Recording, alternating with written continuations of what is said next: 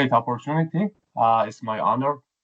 So my name is Javad. I'm a postdoctoral research fellow at Macquarie University. So today I'm gonna just give a presentation about our previous project about the one of the innovative and novel air lubrication system for marine vessel that the name is the gas injected liquid lubrication system, or GILS. This technology actually is inspired by the nature just for reduction of the drag on the vessel, marine vessels. So actually, as I mentioned, I'm a research fellow at Macquarie University School of Engineering, and I have a mechanical engineering background, and I graduated and completed my PhD at Macquarie University. I have over 6 years of experience in energy industry as a senior engineer and coordinator, and also my research interests are the energy efficiency, decarbonization, and the renewable energy. And regarding my skills, I have actually proven skills in computational fluid dynamics, or CFD, and the machine learning methods. Just before starting talking about my project, my previous project as a postdoc at the AMC University of Tasmania. So I think it's good just to give you a background about the motivation and just as an opening of my talk. So I can say that based on the literature, I can say that the shipping industry plays a crucial role in the global economy, with 90% of the world trade carried out by international shipping based on the international shipping based on the International Maritime Organization report. And also we know that while this industry is very essential for the economy and the well-being of the world, but the commercial marine shipping industry is a major contributor to the global warming and the global air. Regarding our country, I can say that Australia relies on the sea transport for 99% of our export, and a substantial proportion of our domestic freight also depends on the coastal shipping based on the department report.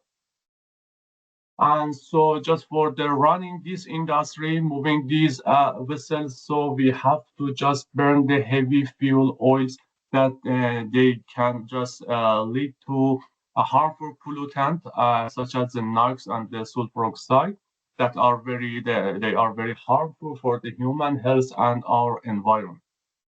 And also we have a strategy based on the IMO in 2018. Based on this strategy, we aim to reduce the shipping greenhouse gas emission by at least 50% by 2015 compared to 2008. We actually conducted a review. It was actually a review paper in 2023. Based on that, we found that 60,000 and 90,000 premature deaths occurred in 2010 and in 2012, respectively, due to the cardiopulmonary diseases and the lung cancer in the coastal regions of the Europe, Eastern Asia, Southern Asia, as a consequence of exposure to particulate matter emission from ships. And also, we know that just to mitigate the reduce these greenhouse gases, so we have some agreement, we have some regulation. For example, we have the Kyoto Protocol and we have the Paris Agreement as well. For example, the Paris Agreement targets just limiting the global warming and global temperature rise to the 1.5 degrees centigrade or the below the 2 degrees centigrade by 2100, just to prevent the unpredictable climate change. The important thing is that so far I talk about just the role of and contribution of the marine vessels to the global warming or for example, global pollution. But the point exactly is that 60% of the marine vessel actually the power that they use is just for the overcoming the friction resistance between the seawater and the wetted hull of the ships. So if we can just reduce this percentage, it means that directly we can just reduce the actually fuel consumption, and we can just protect our environment. So several efforts, several initiative regulation have been just proposed by the researcher in the field of the maritime. For example, in the actually in the diagram, you can see that different approaches just to reduce the risk of emission of greenhouse gases. For example, the hull design optimization or the hydrodynamic addition, air lubrication, that is our main focus today. Or, for example, design of the propulsion system to enhance the efficiencies and other methods. Or even some researchers work on the surface coating, even the advanced materials such as the fiberglass. Maybe we can just think about the hull cleaning and the maintenance or operational measures just to enhance the efficiency and save the fuel consumption. So regarding the air lubrication that I mentioned is our main focus. So that is obvious when we have the ship in the seawater, so we can just divide that the ship in two parts. One part is actually submerged in the water, the other one is in the air. And since the density of the air is much lower than the water, so only we focus on just drag reduction of the ship hulls in the water. I mean that the wetted ship hulls. So air lubrication, we can say that they are actually effective, they are efficient, and they have attracted a lot of attention from the academia, university, and industry even. And also I can just divide the air lubrication in three different groups or the methods. The first method, it actually is the bubble drag reduction that you can see in the figure. The bubble drag reduction actually works based on just generating tiny and small bubbles and dispersing them into the boundary layer between the ship hull and the water. So they need some proof media and some external power. The second method is the air layer drag reduction. That this method actually benefits from a long air layer over the ship hull, and just in this way we can just replace the extreme shear water with air.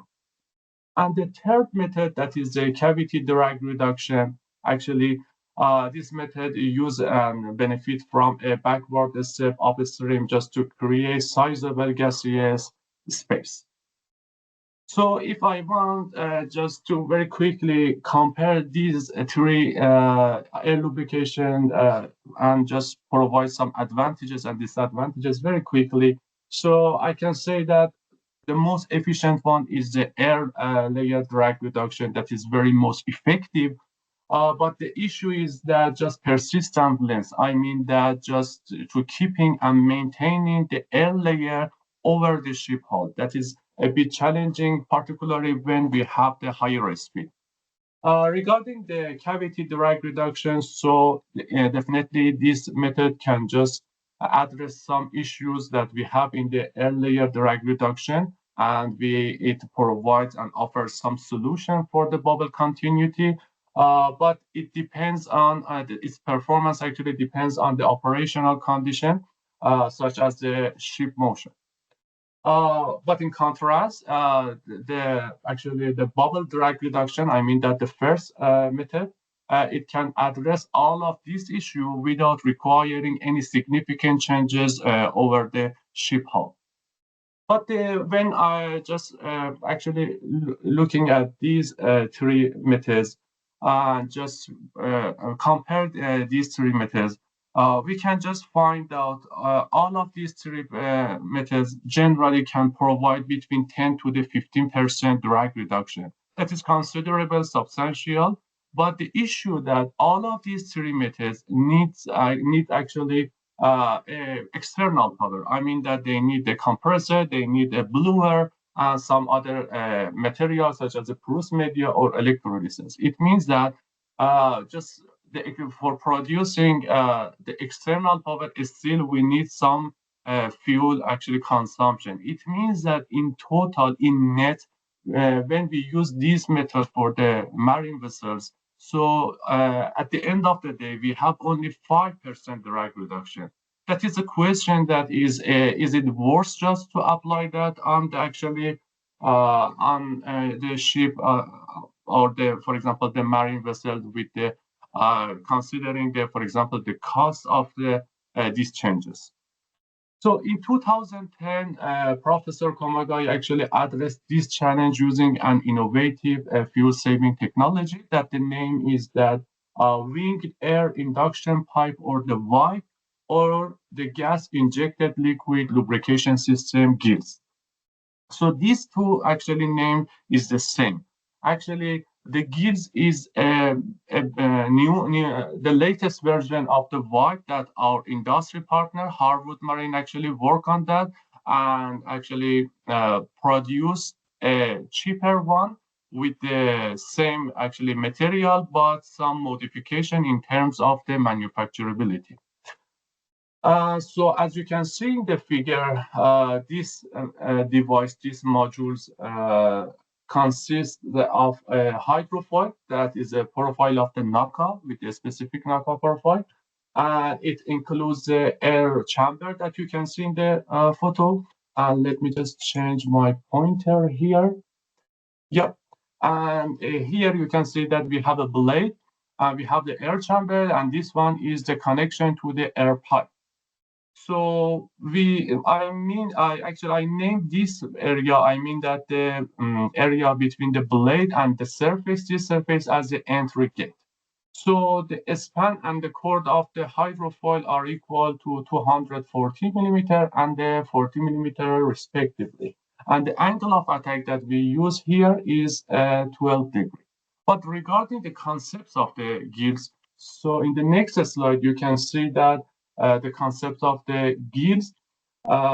So the concept is that this innovative method actually work based on the Kelvin-Helmholtz instability. It means that when we have two different fluids, and so at the turbulent flow, so we can have this innovative method. So on the left side, you can see that view of the experimental setup. So as you can see, we have a blade here or even here. And so if we can just produce a negative gauge pressure between the air, I mean that between the blade and the surface. So in this way, we can just drive the air from the atmospheric air naturally. It means that our need to the external power, we can just omit this and remove this need, and we can just drive the air naturally without the external power. So here actually I have provided a video, and I just invite you just to watch this video. It's around, I think, 3 minutes. It's provided by our industry partner, Harwood Marine, regarding the GILS technology. And after that, I will just set my outline and my objective, and then explain our project in details.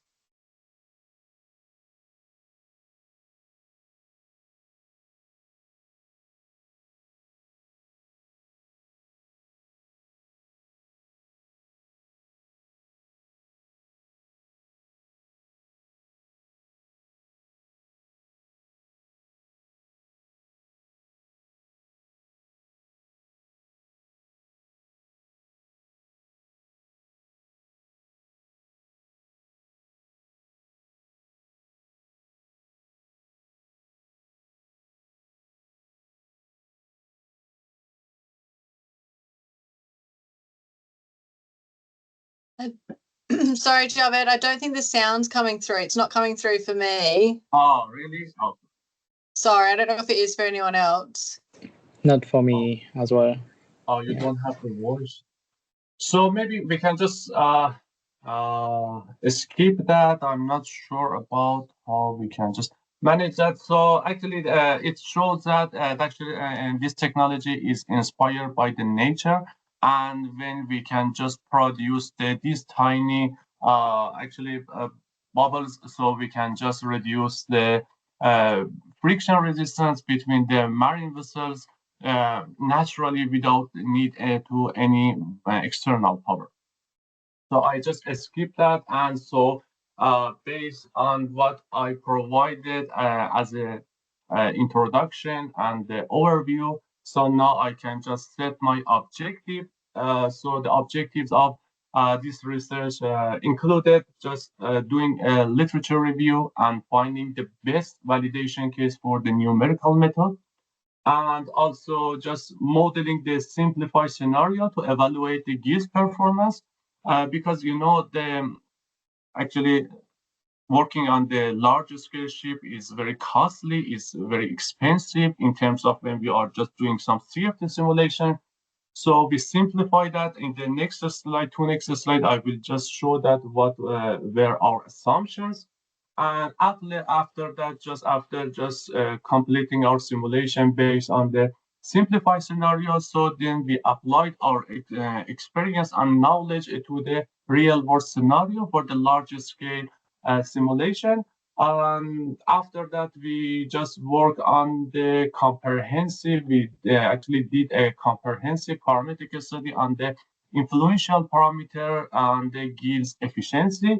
And at the end, actually, we propose an optimized configuration for the GILS arrangement.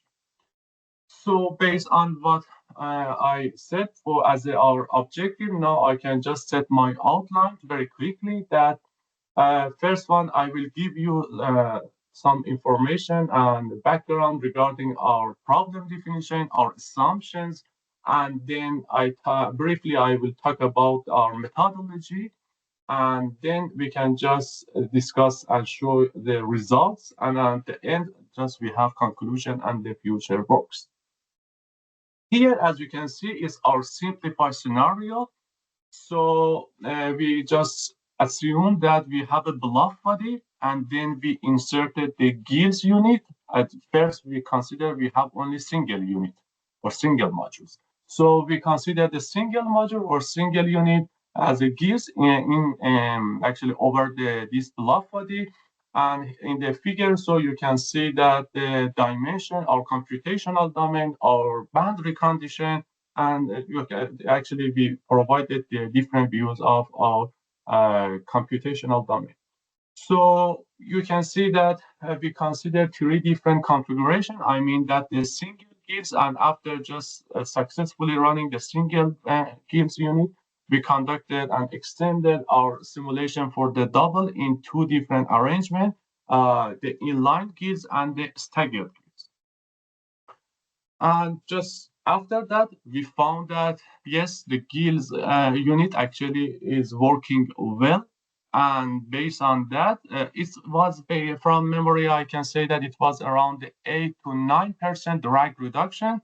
And based on that, so we decided to work on the real world scenario. The real world scenario was actually a catamaran Ropax ferry with a length of the 44.9 meter and the width of the 16.5 meters.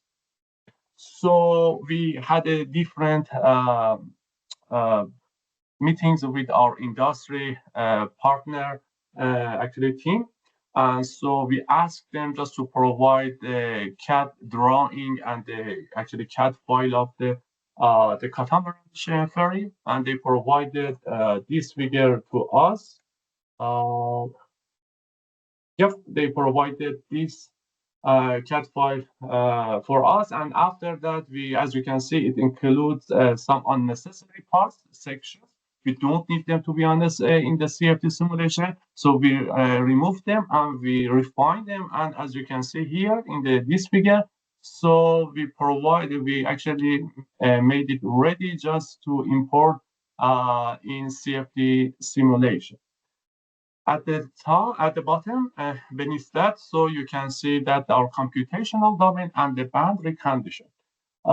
So you can see that we consider one length of the ship as an upstream and two lengths of the ship as a downstream. That is consistent with the literature and just to save the computational cost. And since definitely that is obvious to you that you are expert in this field, so the catamaran has two hull and it's symmetry. So we want just to save the computational cost and the time. So we consider only half of the catamaran in our computational domain. In other words, it means that I apply the symmetry condition on the other side. So we apply the velocity inlet and also we consider the pressure outlet for the two ends of our computational domain. And regarding the gills arrangement and the number, so again, we had a lot of meeting with our industry partner, and then we decided and we actually came up to 20 gills unit across the catamaran ferry. Since the catamaran, as you can see here in the section AA, so we have two hulls, it means that we have 10 gills on each hull. And since again, each hull has two sides, it means that we consider and we apply 5 gills unit on each side of each hull. So on the side view, you can in the figure A, so you can see that the arrangement of the gills, 5 gills on each side of the actually catamaran ferry. So we have a set of 2 at the front and we have a set of 3 units at the back. Regarding the location of the gills, so I can say that it's exactly based on our industry partner recommendation. They considered the different location and different possibility and then just provided exact location for us. So we studied the 2 different ship speeds, 12 and 20 knots. That is, it seems that they are very common for the ferry, specifically the 12 knots. And we consider the ship draft equal to 1.2 and 1.5 meter. Regarding our methodology, so we consider the Reynolds average Navier-Stokes or the RANS equation for the 3D viscose incompressible and the multiphase in the transient state. And we just use the STAR system as one of the most powerful software in this field. And regarding the just modeling the turbulent term, so we use the K omega SST that is very fantastic and very powerful model just to capture the effect of the flow near the wall and for the area far from the wall. And just to capture the interface between the air and the water, that is very challenging, to be honest. We consider the VOF model or the volume of fluids, and even just to increase our efficiency and our accuracy of this method, we apply the HRIC scheme that is available in the STAR system, and in this way we can just improve the interface accuracy with combined interpolations. We use the simple or semi-implicit approach. Just we use that just to couple and link the velocity and the pressure. We use the second order upwind convection terms and the first order temporal discretization in our simulation. And after just doing some study on the time step, so we concluded that a small time step of 0.001 second is sufficient and proper for our simulations. And as all of the CFD simulation needs because they are numerical methods and they need just to be validated with the experimental data. So we use the Duncan validation, that is experimental, that is very common example in this field. And a lot of researchers actually validated their numerical approaches with this experimental study. So the actually focus of this study is just wave breaking or deformation of the free surface that is by a hydrofoil in the channel that you can see that the side view of the experimental setup. And also here I just provided two different parameters. I mean that we validated our results with the experimental data. And as you can see here, there is a good compatibility agreement between our numerical prediction and the existing experimental data. I mean that for the free surface elevation and also for the water wavelengths compared to the incoming flow speed. For example, for this figure from memory, I can say that the deviation was between the 2% to the 6%. That is very good and accurate enough for the rest of simulation. And again, it's a necessary part for the CFD simulation. We have to just to always do some mesh study. So we did mesh study for this project.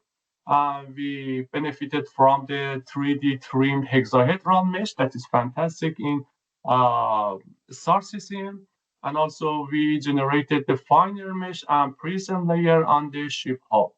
And we use also the all Y plus wall treatment method that it offers a more effective method.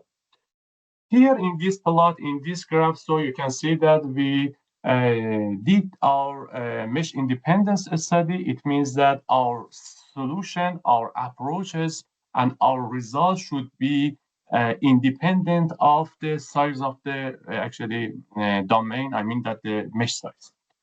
So we consider three different configurations: the coarse mesh, the fine mesh, and the finest mesh. So you can see that by jumping from the coarse mesh to the fine mesh, it means that between the 2 million cells to the 5.2 million, so we have a huge changes. But after the fine to the finest configuration, so we can see that the changes actually, the value of the changes is very negligible. So we can consider the fine configuration as sufficient and as a proper case for the rest of simulation. This graph actually shows the mesh dependence study for the simple ship. Also, we did the same process for the ship with our 20 gills. Here is our results that this result actually shows that with the increasing is for the simple ship. When I say the simple ship, it means that the ship without the gills unit. So when we increase the velocity, that as we expected, that is not very strange. So the average friction resistance increases, and by increasing the ship draft, it means that based our expectation, the actually average friction resistance increases as well. But we need this value for comparison with the ship with the gills unit. So here you can see that when we have the gills unit, it means that we introduce gills unit all over the ship hull without the compressor, without the external power. So as you can see here, it shows the air volume fraction, and it means that the blue one shows the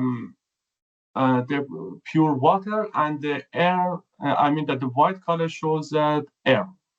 So as you can see in the figure, specifically in the close-up view, so we can see the presence of the air for the upper units. But when we look at the lower case, I mean that the lower units or the lower gills, so you can see that they are in blue. It means that we don't have the presence of the air in the lower case. Why Professor Komagai and actually his teams claim that this method can be used for the shallow draft up to the 5 meter, but still we have a draft of 1.5, and in the reality, so we can see that this method actually is working only for the upper case. So and also just to further explore the reason behind this phenomena.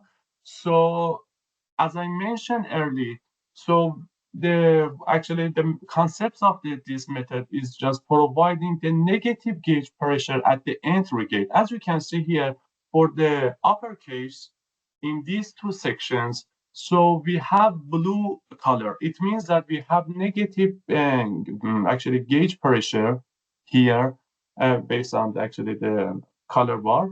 So it means that we have negative pressure or gauge pressure, and we can just derive the air from the atmospheric air naturally. But when we look at the lower case or lower module, so we can see that no, they are not in a negative gauge pressure, so they are not working properly. So to address this issue, first we discuss a lot, and we just propose a different configuration, and at the end we consider this diagram. As you can see, it means that we connected each 10 set, I mean that each 10 set units to one compressor, and we apply the same and even air, this compressed air to the all units. So when we apply the air, so in the air, in the volume fraction of the air, you can see that we have the white color or air presence of the air in all over the, I mean that the ship, or in other words, you can see that the presence of the air in each modules. So it means that now they are working well. And regarding the values and result, so you can here, we can see that we apply the compressed air actually to 20 gills, because as I mentioned, we introduced 20 gills across the ship hull. And we apply 3 different air mass flow rate as a 0.01, 0.05, and 0.1. And we studied 2 different ship speed, 12 and 20 knots, while the draft actually was set to 1.5 meter. So when we increase the ship speed, we can see that the efficiency of this method actually increases. The formula that we can use actually is shown in this slide. It shows the drag reduction compared to the simple ship that I show you in the first slide of the results section. And when we increase the air mass flow rate from the compressor or from the external power, it means that we can have some more efficiency compared to the lower case. But when we increase the actually compressed air from 0.05 to the 0.1, so we can see that the enhancement is negligible and it's not that much. But the problem is that I initially I talked about that. It was that still we have external power. So what is the difference between this method, for example, and 3 conventional and traditional methods? So in this way, we thought about that, and finally we came up with this configuration. If you remember, when we actually we did not apply any compressed air, so we saw that the presence of the air for the upper case. The problem was that the lower case. So here we decided only to apply the compressed air to the lower gills modules, while the upper case actually uses this technology. It means that instead of applying the compressed air to 20 gills, now we are just applying that for the 8 units. In other words, we can just save the fuel consumption, and while we have the same, I can say that the same, but it's very close to the same results when we apply the compressed air.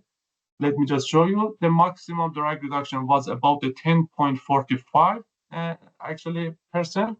And now you can see that this hybrid model, it means that at the same time, we are just using the compressed air and the natural air suction. So the drag reduction are similar in these 2 cases. And just here for showing and to shed more light on our results, I compared the ship without the gills and with the hybrid model. For when we are just studying the wall shear stress, you can see that just activating and applying this hybrid gills unit or configuration, can reduce the wall shear stress significantly when the speed is 20 knots and the draft of the ship is 1.5 meter. So I'm just wrapping up my presentation. So here you can see only the 30 selective simulation. Definitely we did a lot of simulation. They were very costly, expensive, and time consuming. But here you can see the 13 main and important simulation in this 9 months project that was very limited, but we successfully could just complete that. And as a conclusion, so I can say that why the gears is designed to work naturally at the shallow ships, but the gears unit actually at deep depths or the draft require the external power to expel airflow into the water. And also, I can conclude that the hybrid model consisting of 60% gills with the natural air suction and the 14% gills connected to the compress or the compressors with a mass flow rate of the 0.05 kilogram per second just resulted in 10.41% friction resistance reduction at the speed of 20 and draft of 1.5 meter. Just if here you can see that we just completed this project successfully. Just we provided the report to our industry partner and the OZ industry as well.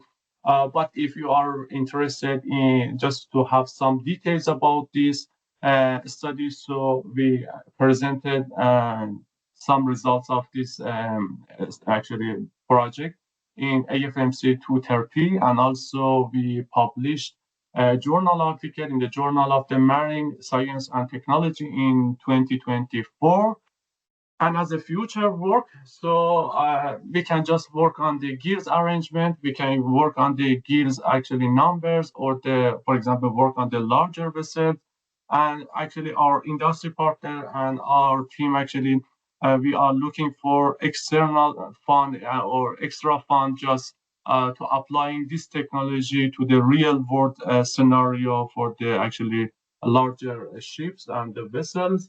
And I know that now I'm just sitting in front of the experts in the field of the biofouling, but I think because it was one of our aim, but just as I mentioned, due to the limitation of time, and it was a lot of pressure to complete this project.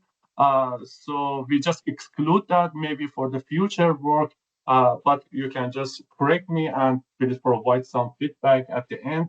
But I think we can just use this technology just to reduce the biofouling by creating a dynamic just for reduce the biofouling, as I mentioned. And we believe that if we can do that through this innovative or such innovative technologies, so definitely the maritime industry can achieve better operational efficiency, reduce environmental impact, and the lower maintenance costs.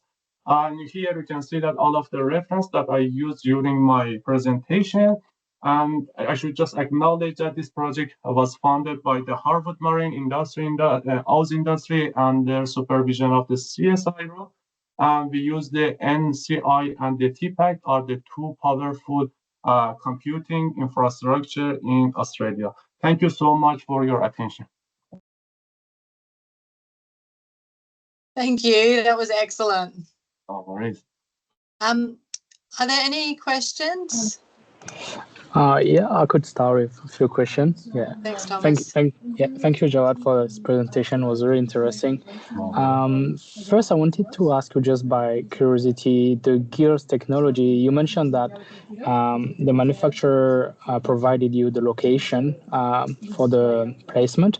I was wondering if that kind of technology can be integrated in already existing boat, or is it something to include at the design of ships, for example?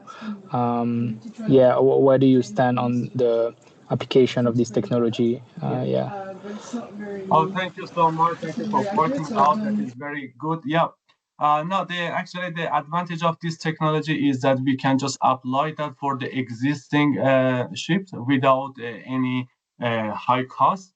So yeah, so because of that, so we are just having some meeting with some actually industry partners, some actually as a just to support and to receive some sponsorship, just to apply that to the existing ships.